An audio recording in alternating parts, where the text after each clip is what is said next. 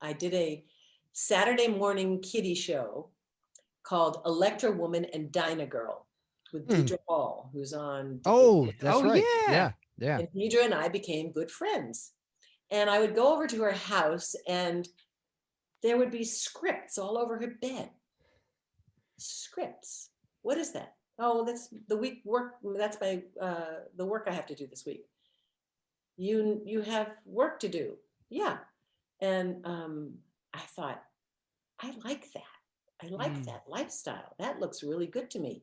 You can plan a vacation. You know where your next meal is coming from. Right. You can Imagine put that. money away. You can save a little money. Right. You can, and I thought, and I called my agent and I said, I'd like to do a soap opera. And he said, really, you would? And I said, yeah, I would. And he said, oh, well, they had called you for a one-day job on Days of Our Lives, but I turned it down. And I said, oh no, why did you turn it down? Well, it was only one-day job and I didn't know you wanted to do a soap. But as a matter of fact, Gloria Monty is auditioning tonight. She's doing screen tests for a character on General Hospital called Gina Dante. And do you want to go and audition? I said, yeah, I do. He said, this agent says, let me see if I can get you in. So he calls up Gloria, who he has a relationship with. And the role of Gina Dante, she's a doctor and she's Latina, Italian, I don't know, but she's supposed to be dark haired and dark eyes, neither of which I have. But she saw me, she let me do the audition. I had no time to prepare for it. I had actually been spending the day moving a girlfriend of mine. A girlfriend of mine was moving and I was in overalls with work gloves and I was literally schlepping boxes and furniture when Dick called and said, you're testing for your General Hospital tonight. So I went right to the studio and the makeup artist, Bob Rappaport, was best friends with my neighbor.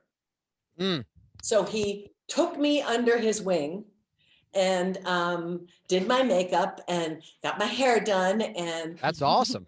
cleaned the dirt off my face and from underneath my nails. And I didn't have the script. I didn't have time to learn it or anything. So it was that, again, it was that that sort of fearless leap of faith where I can't do it any better than I'm doing it. I can't. I've just been handed the script. All I can do is look at it. I looked up, I said to Gloria, I said, do you want me to ask for a line or do you want me to look down and read it? And she said, just ask for a line. Okay.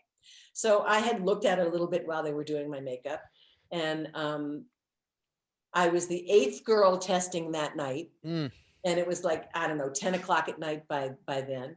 And I just flew by the seat of my pants and Gloria came out and said, you're not right for this role, but we're going to write you one. And she wrote Tracy Quartermaine. That's amazing. That's like the best thing that anyone could possibly say. Like, well, because at that especially point, Gloria Monty, buddy. Sure, yeah.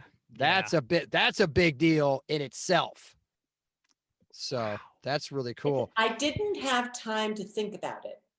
I didn't have time, you know, that secondary voice that comes in when we doubt ourselves and we wonder, and could we have done it better? And if only I had, and gee, I wish and I didn't have time to do that. I just, you know, I call soap opera acting dive acting. You just dive, you just jump off the dock. Right. And it's very freeing. It's a lot like cold auditions. And this was a cold audition, basically. Totally. Yeah. And there's a liberation in cold auditions because you can't, you know, you work at something at home and, oh my God, the third time you did it, it was really great. Oh, I want to do it like I did it the third time. And then you go in and you do the audition and there's no way you can replicate what you did the third time when you were home. Right. So then you end up being a cheap imitation of what you were before. So cold readings and this screen test, there was no room for that. I couldn't doubt myself because there was nothing to doubt. I just had to dive. Please subscribe to our YouTube channel.